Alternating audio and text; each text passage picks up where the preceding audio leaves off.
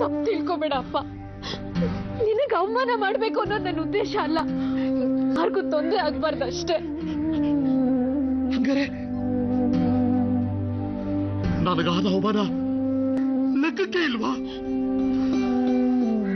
ನಿಮ್ಮ ಯಜಮಾನರು ನನ್ನ ಹೆಂಗ್ ನಡ್ಕೊಂಡ್ರು ಗೊತ್ತಾ? ನನ್ನ ಕುತ್ತಿಗೆ ಹಿಡಿದು ಆಚೆಗೆ ತಳಿಸಿದ್ರು. ನಿಮ್ ಮನ್ಸಿಗಷ್ಟೇ ಅಲ್ಲ, ನಮ್ಮ ಮನಸ್ಸಿಗೂ ನೋವಾಗಿದೆ ಸೂರಪ್ಪ. ಅದಕ್ಕೆ ಕಂಪ್ಲೇಂಟ್ ವಾಪಸ್ ತಗೋತೀನಿ.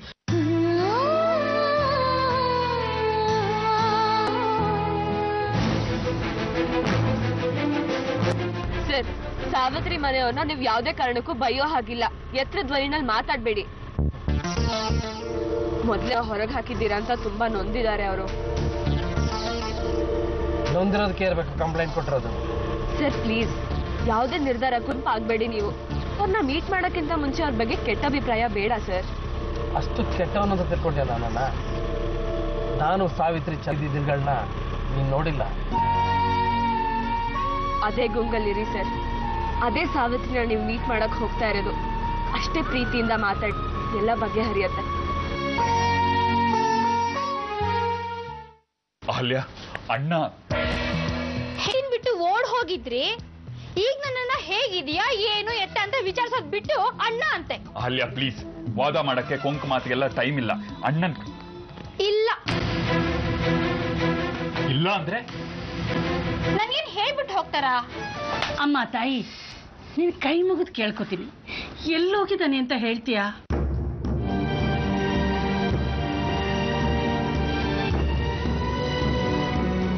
ಸೀತಾಪುರಕ್ಕೆ. ಮತ್ತೆ ನೀನ್ ಸ್ಟಾರ್ಟ್ ಮಾಡ್ಬೇಡಪ್ಪ. ಮೊದಲು ಇನ್ಸ್ಪೆಕ್ಟರ್ ಫೋನ್ ಮಾಡು. ನಾವು ಟೈಮ್ ತಗೊಂಡ್ ಬಂದಿದ್ದೀವಲ್ಲ. ಹೌದು ಅತ್ತೆ, ಇನ್ಸ್ಪೆಕ್ಟರ್ ಫೋನ್ ಮಾಡ್ಬಿಡ್ತೀನಿ. ಅವ್ರು FIR ಮಾಡೋದನ್ನ ತಡೀತಾರೆ. ವಾ,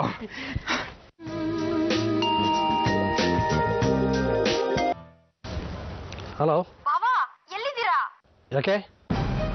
ಮನೆಗೆ ಪೊಲೀಸರು ಬಂದಿದ್ದಾರೆ. ಏನಂತೆ? ಸೂರಪ್ಪ ನಿಮ್ ಮೇಲೆ ಏನಂತ ಕಂಪ್ಲೇಂಟ್ ಕೊಟ್ಟಿದಾರಂತೆ ಗೊತ್ತಾ ಬಾವಾ?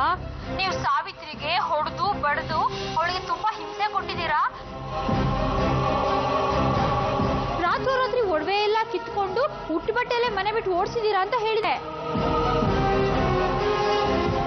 ನನ್ಗೇನನ್ಸುತ್ತೆ ಗೊತ್ತಾ, ಹೀಗೆಲ್ಲ ಆಯ್ತು ಅಂತ ಸುಳ್ಳು ಆ ಸಾವಿತ್ರಿನ ಅವ್ರ ಅಪ್ಪಂಗೆ ಹೇಳಿರ್ಬೇಕು.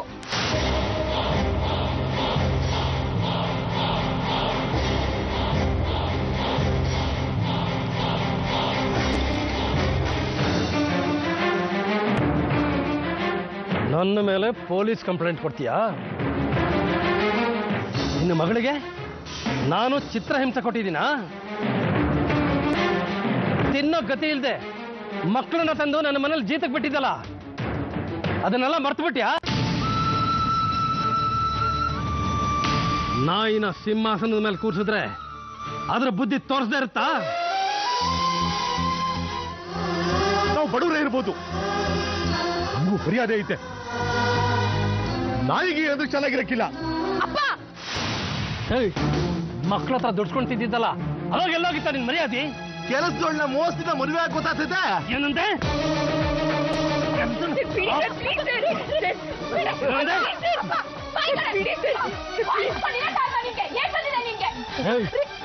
ಎಲ್ಲ ನಿನ್ನಿಂದಾನೆ.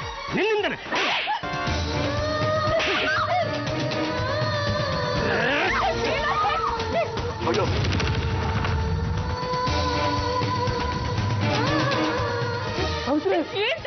ನಡಿ ಹೋಗೋಣ, ನಡಿ.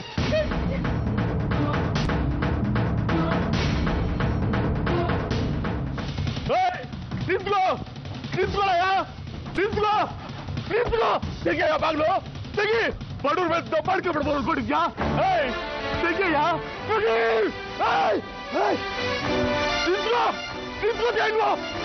ನಾನು ಸುಮ್ಮನೆ ಬಿಡಾಕಿಲ್ಲ ನೀನು.